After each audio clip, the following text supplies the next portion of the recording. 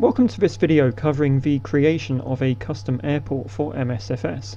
If you'd like to skip to the technical detail of how MSFS airports are constructed, the timestamp is in the description below.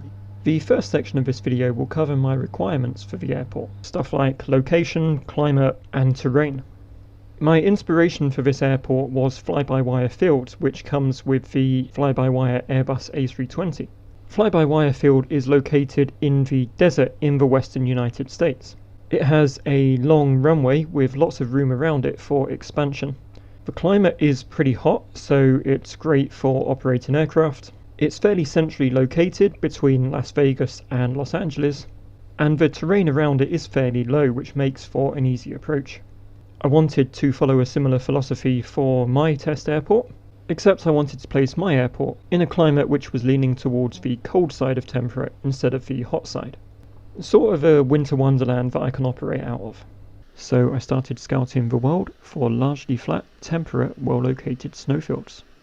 Starting west and working our way east, if we look at the United States, the northern parts of that and Canada that tend to be snowy also tend to have fairly mountainous terrain.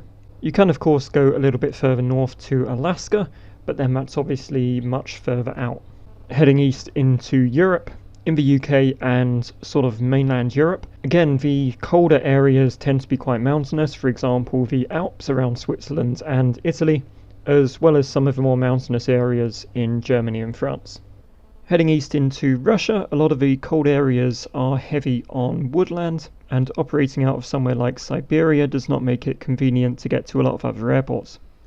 Going even further east into China, the colder areas tend to be quite hilly and the satellite imagery is fairly patchy also. Japan of course is incredibly mountainous. I do a lot of flying in Japan, but the snowy areas have the same problems as Europe and America, which is it's almost impossible to find a flat snowy area.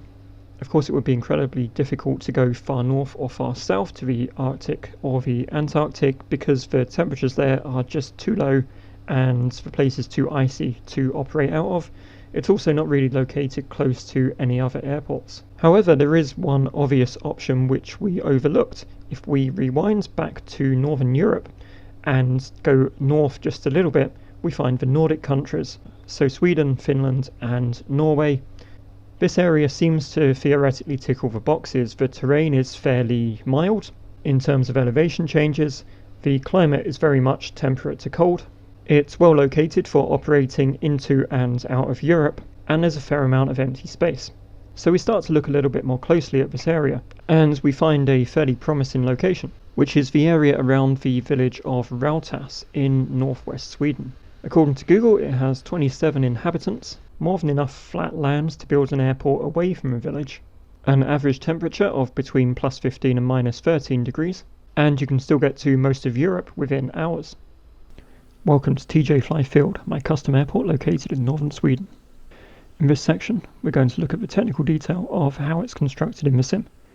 Bear in mind this is not a tutorial, but full documentation for creating a custom airport is linked in the description below. The first layer is a simple airport object. This creates a 2 kilometer radius, which is your airport's land. The size is adjustable, and this object also contains the airport's configurable ICAO code and name. The next layer is a polygon, a series of connected points that is generally used as an exclusion zone for default objects. Here we've configured the zone to exclude default buildings and vegetation. We've kept this zone as close to the airport taxiways and runway as possible, so we still get all that nice surrounding scenery. Every airport needs a runway. It doesn't matter which numbered runway you choose to insert here, you can drag, rotate and resize this object as you wish. The configuration options include number, which must match the actual runway heading, as well as surface type and markings. We've chosen typical European markings and added lights on the centerline and the edges. Our runway also has a threshold and blast pad on both ends, along with PAPI lights to the left. We've also configured the runway start positions here. These are the positions the aircraft will start in if you begin your flight on the runway with engines on. Taxiways can be a little tricky, but essentially they are a series of connected taxiway points which the sim automatically populates with tarmac. The apron here is just a square apron object, by the way. The taxiway has configurable options for markings and lights, and taxiway points can also be set up as hold short markers. Parking spots were drag and drop objects too. We have 8 large parking spots on our apron. Each spot is configured with a printed number and designated as parking in the ATC system. Although this video is not a tutorial, the process for connecting these spots to taxiways is to select both the spot and a nearby taxiway point. Then either object's right-click menu will give you the option to connect them. With the airport layout now complete, we also inserted a control tower / airport building.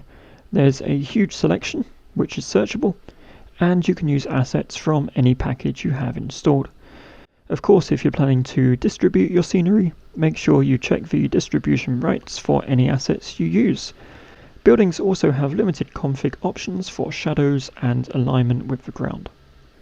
So that's our custom airport complete. It has a 2,700 meter tarmac runway, a fully linked taxiway network which can be used by AI, and 8 large parking spots.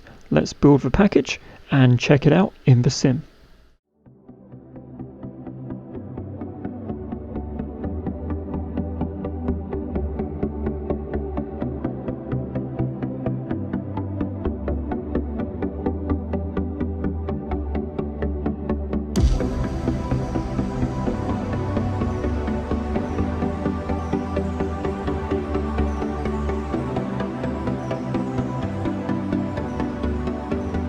Thank you for watching, take care, and I'll see you next time.